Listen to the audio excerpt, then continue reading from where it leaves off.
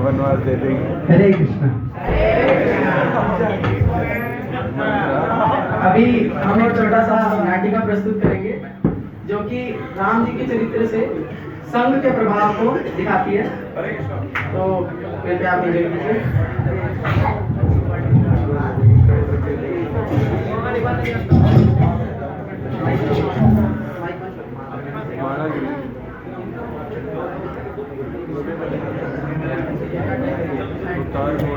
मर गई थी, आ ही गई थी। मैंने सबसे सुंदर हार तेरे लिए निकाल कर रखा है। ले।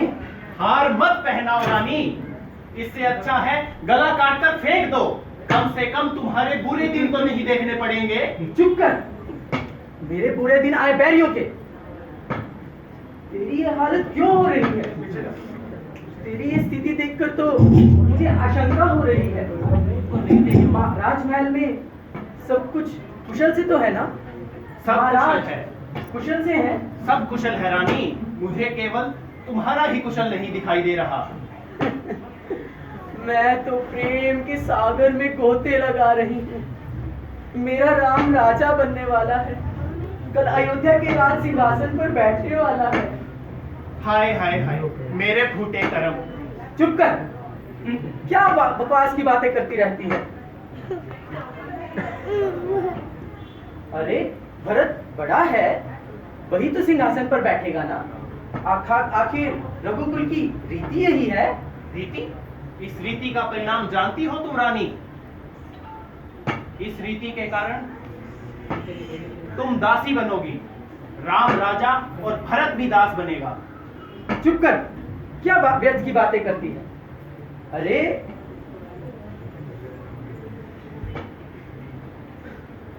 मुझे तो तेरी बातें समझ नहीं आ रही।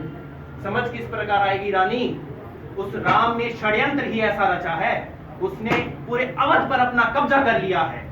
ओहो, लगता है लखन लाला ने तुम्हें कुछ बात कही है, क्योंकि मेरा राम तो किसी को कोई कड़वी बात कह ही नहीं सकता। कैसे कहेगा वो कड़वी बातें? इतनी मीठी बातें बोल बोल कर तो उसने पूरे अवध को हड़प लिया। कैसे करेगा वो कड़वी बातें? चुप कर करंजलि, नहीं तो तेरी जुबान खींच लूंगी। रानी समझदार बनो, रानी समझदार बनो। ये किस तरफ जा रही हो तुम? अरे अरे अरे, मैं क्या करूं? मुझे तो कुछ समझ नहीं आ रहा है। रानी भूलो मत, एक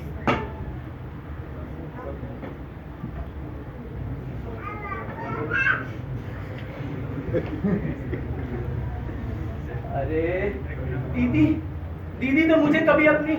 तो मुझे अपने से भी अधिक प्रेम करती है, और मेरे राम तो अपनी जननी माँ से भी मुझे अधिक प्रेम करता है।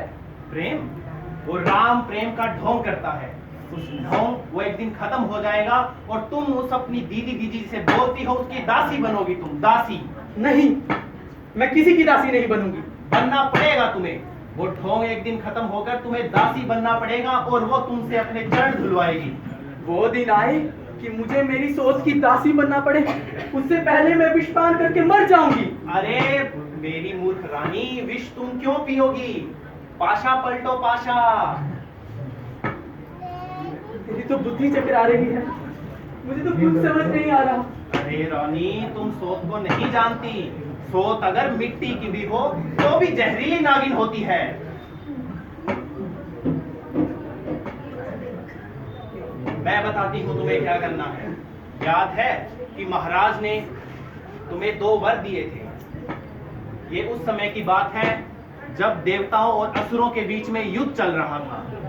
उस युद्ध में महाराज की छाती में तीर लगे थे और तुम उस समय महाराज की सारथी थी और महाराज की जान तुमने बचाई वहां से रथ निकाल कर। तो महाराज ने प्रसन्न होकर तुमसे कहा, हे रानी, मैं इतना प्रसन्न हूं कि तुम मुझसे कोई 2 वर मांगो। तो यही समय है रानी, यही समय है वर मांगने का। मांगो वर, मांगो। लेकिन मुझे क्या मांगना है? मैं तो भोली हूँ, तुम ही मुझे बताओ ना। अरे रानी, मैं बताती हूँ। लगता है ये भी मुझे ही बताना पड़ेगा। सबसे पहले तो तुम ये मांगो कि राम की जगह भरत का राज्याभिषेक हो। वाह, तेरे मुंह में घी शक्कर। और दूसरे में मांगो कि राम को 14 वर्ष का वनवास हो। क्या? राम को वनवास? लेकिन वनवास क्यों? अरे पिघल गई ना, पिघल गई।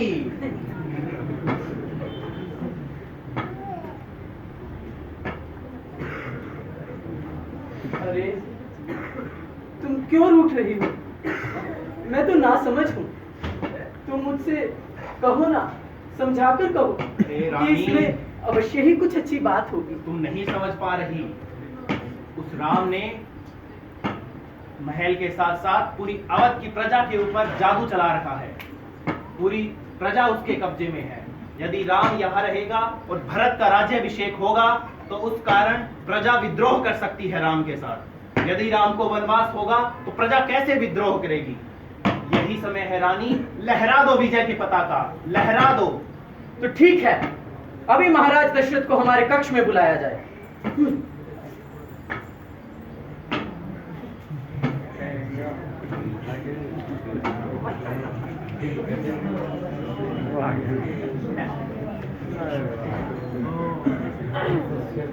देवी की गई, ये क्या वेश बना के रखी? तुम इतनी क्रोधित क्यों हो? तुम हमसे मांगो देवी, क्या मांगना चाहती हो? हम तुम्हें सारा साम्राज्य दे सकते हैं। ये सारी पृथ्वी पर दशरथ का ही तो राज्य है। देंगे देंगे देंगे, बस कहते ही हैं। अरे आज तक कुछ दिया भी?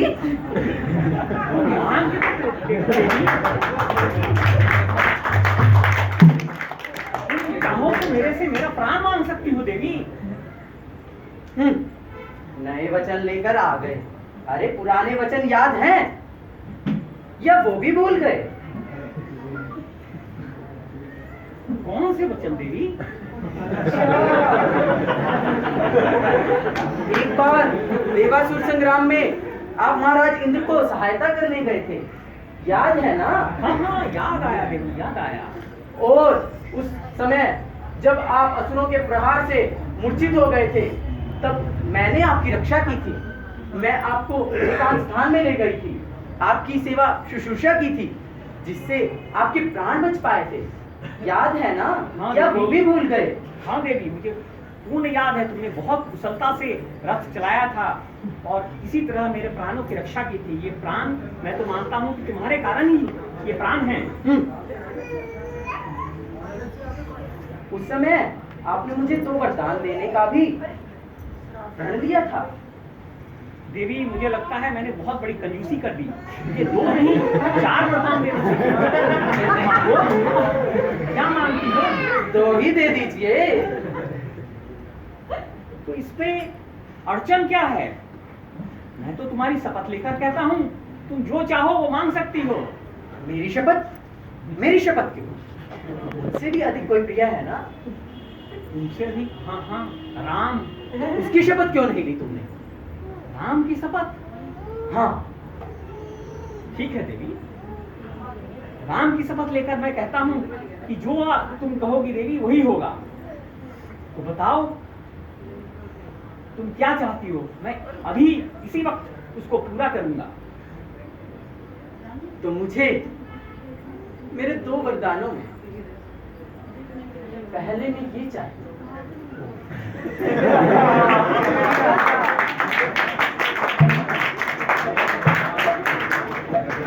राज्याभिषेक राम का नहीं, भरत का हो। भरत का?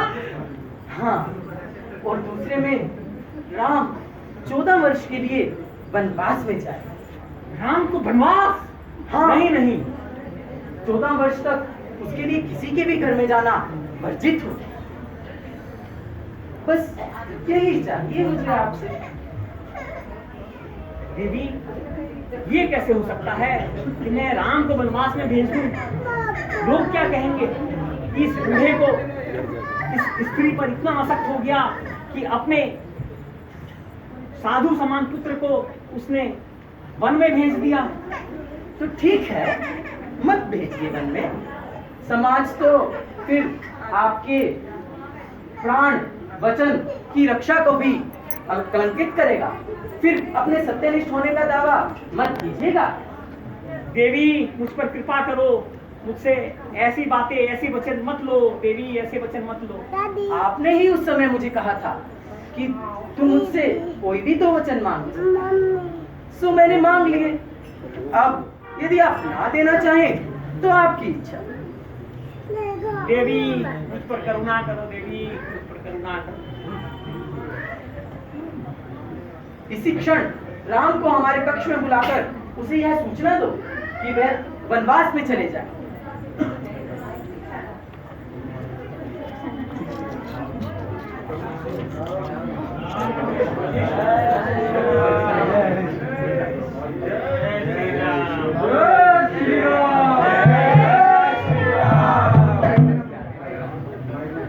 प्रणाम पिताश्री, आप कुछ अस्वस्थ लग रही हैं। माँ, पिताजी को क्या कष्ट हुआ? क्या मैं राजवैद्य को बुलाऊं? इनके रोग की दवा राजवैद्य के पास नहीं है, ये तो तुम्हारे पास है राम। मेरे पास? किंतु रोग क्या है? मोह, पुत्र मोह। पुत्र मोह के कारण इनकी ये दशा हुई है। माँ, आप पिताजी के बारे में ऐसे तुम नहीं बोल सकती हैं। इनकी कीर्ति पूरे विश्व में विख्यात है, और ये सिंह जैसे पुरुष, इनकी कीर्ति पूरे विश्व में विख्यात होने के कारण पिताजी आप ही कुछ कहिए ना। क्या कहेंगे? आप कुछ बोलिए ना पिताजी। आप जैसे सिंह को इस प्रकार की व्याकुलता शोभा नहीं देती है। यदि तुम कहो तो मैं बता दूं। हाँ माँ, आपका भी मुझ पर उतना ही अधिकार है जितना पिताश्री का। आप ही कुछ बताइए, पिताश्री को क्या हुआ है? तुम्हारे पिताजी ने मुझे 2 वर देने का वचन लिया, अब वे अपने उस वचन से पीछे हट रहे। उस समय इन्होंने मुझसे कहा था कि मैं जो चाहूं मांगू, सो मैंने मांग लिए और अब देने से पीछे हट रहे हैं। जानते हो क्या है वो 2 वर? पहला कि कल राज्याभिषेक तुम्हारा नहीं बल्कि भरत का हो, और दूसरा कि तुम 14 वर्ष के लिए वनवास चले जाओ, वनवासी की तरह रहकर वन में अपना जीवन बिताओ। ये तो बहुत ही प्रसन्नता की बात है माँ। भक्त को राज्य देने में मुझे कोई संकोच नहीं है, और मुझे किसी की आज्ञा लेने का भी कोई अधिकार नहीं है। और भक्त जैसे भाई को राज्य में खुद प्रसन्नता से दूंगा। तो ठीक है, वन जाने की तैयारी करो। और वन गमन तो लगता है कि पिछले जन्मों के मेरे पुण्य जागृत हो गए हैं। वहाँ मुझे अनेक ऋषियों और मुनियों के दर्शन हो गए, जिससे मेरा जीवन कृतार्थ हो जाएगा माँ। ठीक है, अब वन में जाने की तैयारी करो। ठीक है माँ।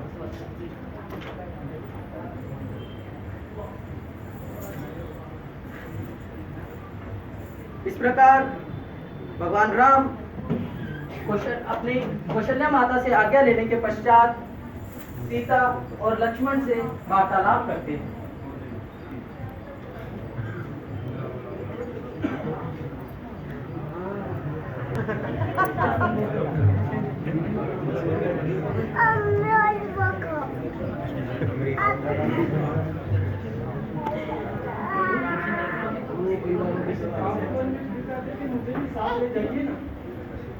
नहीं सीते, तुम मेरे साथ वन में नहीं जाओगी। सीता के में बोल तो पड़ा है, सुन दे मारते ही भी।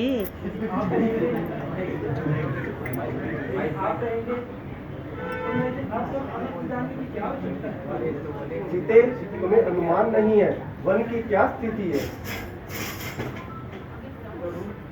जैसे आप वन में रहेंगे वैसे मैं भी रह लूंगी। आपके होते हुए मुझे किसी भी दुख और पीड़ा की आवश्यकता नहीं है। मुझे किसी भी दुख और पीड़ा से डरने की आवश्यकता नहीं है प्रभु। तुम जिस सुख सुविधाओं में पली बड़ी हो वैसी स्थिति वन में नहीं है। सभी स्थितियां विपरीत है। पग पग पर कांटे हैं, विनाश पग पग पर कांटे हैं, विशालकाय बाघ, राक्षस और वैशल्य नाग है। तुम उस वन के ताप को नहीं सहन कर पाओगी सीते। प्रभु, ताप और दुख तो केवल इतना ही है कि मुझे अगर आपके चरणों की सेवा नहीं मिली तो वो मेरे लिए सबसे बड़ा दुख होगा। जैसे आत्मा के बिना देह, जल के बिना मछली, उसी प्रकार रघुवीर के बिना ये जानकी एक पल नहीं रह सकती। प्रभु नहीं सीते, नहीं, तुम मेरे साथ वन में नहीं जा सकती सीते।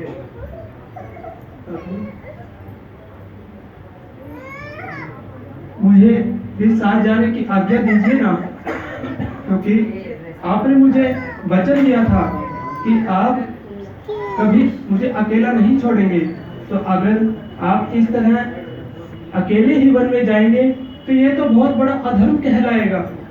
नहीं सीते, नहीं, भावना के आवेग में आगे पीछे का तुम बिल्कुल नहीं सोच रही हो। वो जीवन बहुत दुखदायी है, बहुत पीड़ा सहन करना पड़ेगा वन में सीते।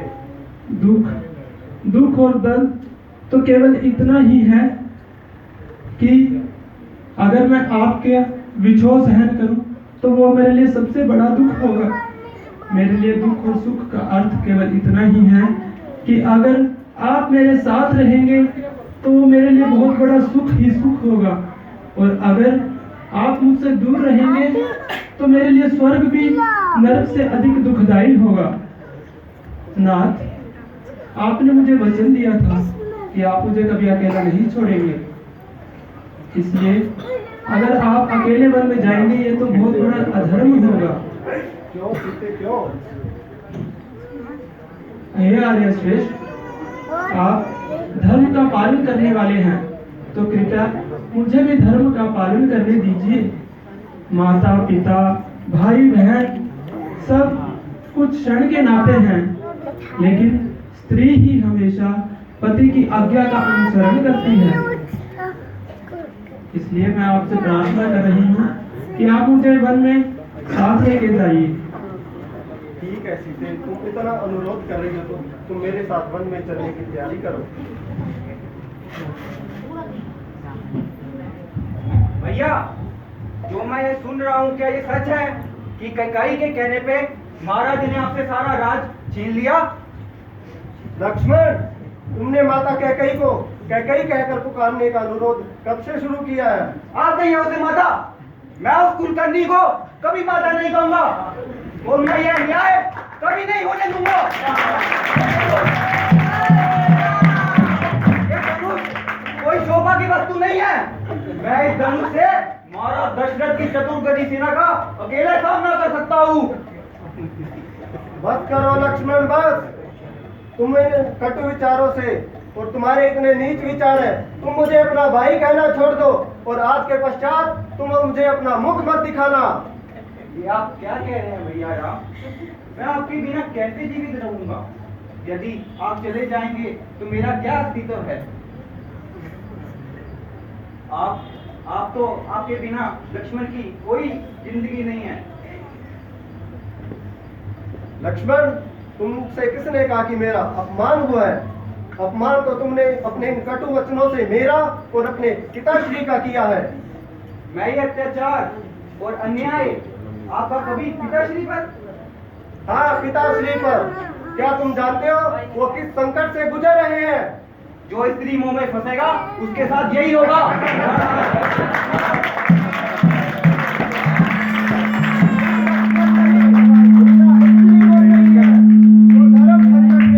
धर्म संकट में।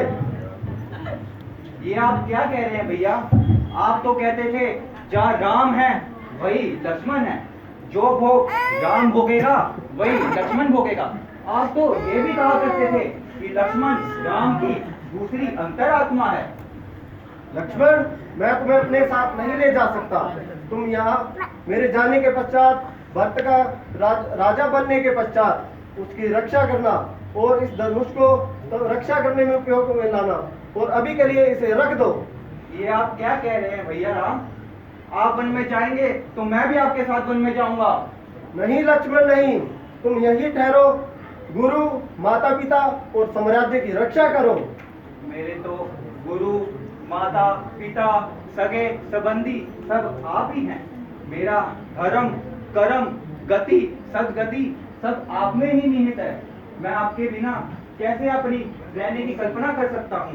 यदि क्रोध के आवेश में आकर मैंने आपसे कुछ कह दिया हो तो मुझे क्षमा कर दीजिए। कृपया मेरा त्याग मत करिए। मैं आपके बिना कैसे रहूंगा राम? मैं आपके बिना कैसे रहूंगा राम? मुझे अपने मन में ले लक्ष्मण चले उठो, मैं तुम्हें अपने साथ नहीं ले जा सकता। माता सुमित्रा क्या कहेंगी? माता सुमित्रा तो यही कहेंगी। उनको खुशी होगी कि मैं आपके साथ 14 साल वनवास में आपकी अच्छे से सेवा की। जो भी आप जूठा खाएंगे, जो भी आप खाएंगे मैं उसका जूठा खाऊंगा। यदि आप जब सोएंगे मैं आपकी रक्षा करूंगा। जब आप चलेंगे तो मैं अपने आंखों से आपके आगे आने वाले जो भी कांटे हैं उनको चुनूंगा। कृपया मुझे अपने साथ लीजिए। मैं आपकी इतनी सेवा करूंगा कि महारानी सीता को महलों की सुख भूल जाएगा। कृपया मुझे अपने साथ ले जाइए महाराज राम, प्लीज मुझे साथ ले जाइए।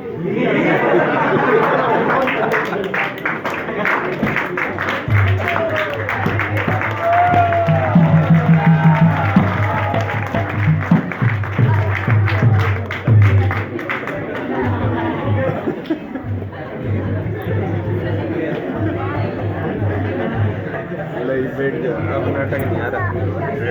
चाहो वो अंकल हरे कृष्णा। तो सबको ड्रामा पसंद आया? हरे कृष्णा। जय सिया राम। धन्यवाद। तो ये नाटक भगवान